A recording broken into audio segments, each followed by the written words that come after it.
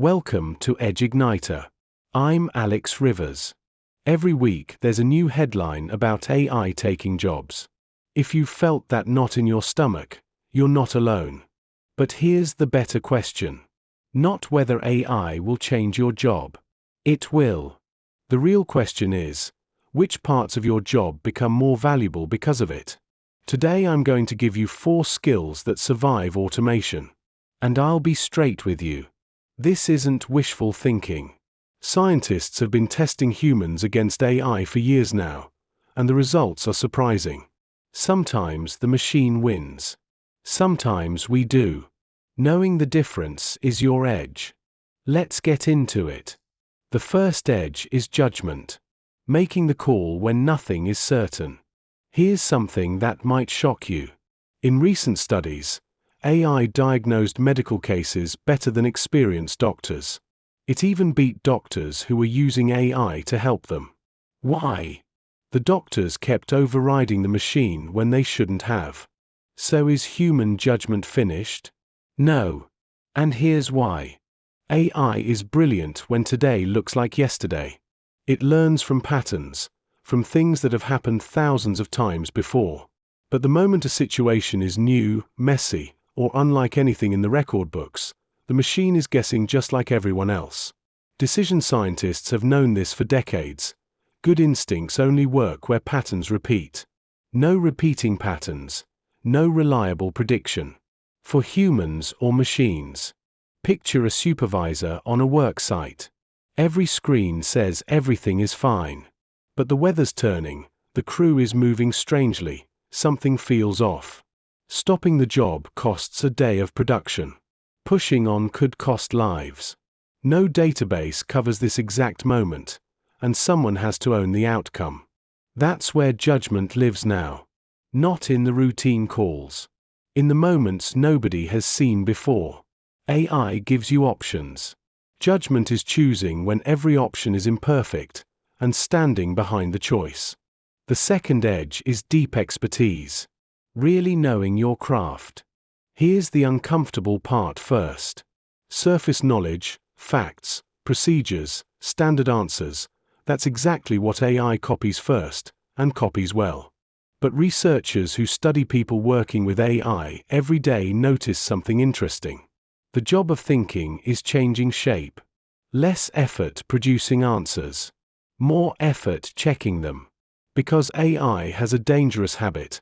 It's often wrong, and it's always confident. And you cannot check what you don't understand. Think of a maintenance fitter who hears a bearing failing before any sensor picks it up. 20 years of listening, packed into one diagnosis. Or the veteran who reads an AI-generated report and spots the one number that can't possibly be right. The machine didn't know it was wrong. The expert did. There's another side to this edge, too. Skilled hands. Work in messy, unpredictable, physical environments is still incredibly hard to automate. Robots are years behind. It's one reason good tradespeople keep getting more valuable, not less. So expertise isn't dead. It has a new job description. You might not outproduce the machine anymore, but you can outcheck it. And someone has to. The third edge is creativity. And I'll be honest, this one took the biggest hit in testing. When researchers gave AI the standard tests for generating ideas, it beat the average person. More ideas, more original, more polished. If creativity just means brainstorming on demand, the machine is already cheaper.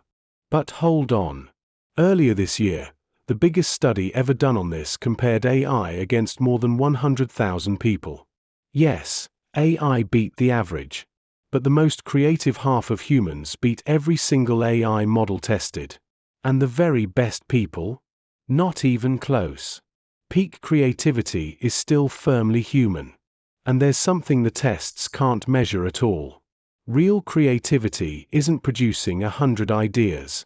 It's knowing which problem is worth solving, and which one idea is worth betting on. Your operation has a bottleneck. Ask the AI how to fix it faster and you'll get 10 decent answers. But step back and ask, Why does this bottleneck exist at all? That question can be worth more than all 10 answers combined. AI is brilliant at answering. Humans still decide what's worth asking. The fourth edge is relationships and trust. And this one comes with the biggest surprise of the episode. First, the challenge. In one famous study, health professionals compared real doctors' written answers to patients with ChatGPT's answers. They preferred the chatbots nearly 8 times out of 10, and rated it far more caring. Read that and you'd think even empathy is finished. But then researchers ran a clever experiment. They took the exact same caring message and changed one thing, the label.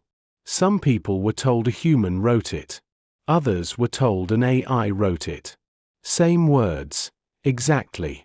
The human-labeled messages felt warmer, more supportive, more real. Just suspecting AI was involved made the same sentence feel colder. And when people got to choose, they chose human support, even when they admitted the AI's version was better written. Think about what that means. The value was never just in the words. It's in knowing someone actually showed up for you. Someone whose care costs them something. Someone who can be proud of you, disappointed in you, accountable to you. A machine can produce the sentence. It can't be the person behind it. That's why the market has rewarded people's skills more and more every decade for 40 years. And it's why the human premium isn't going anywhere. People don't follow a dashboard. They follow someone they trust. So there are your 4 edges. Judgment, when the situation is new. Expertise, as the quality control on the machine. Creativity, as asking the right question. And relationships, as being genuinely there. Now, one warning before you go. Because the research has a sting in its tail. Studies of people who use AI heavily found a pattern. The more blindly they trusted it, the less thinking they actually did. Especially younger users. The real danger isn't AI replacing you. It's you quietly replacing yourself, one outsourced decision at a time. Skills are muscles.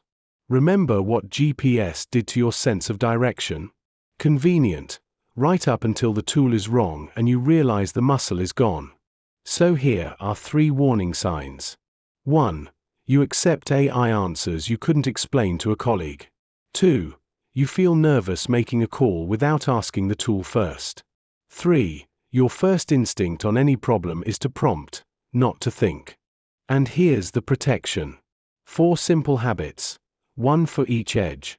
Before you ask AI anything important, write your own answer first. Even 1 line.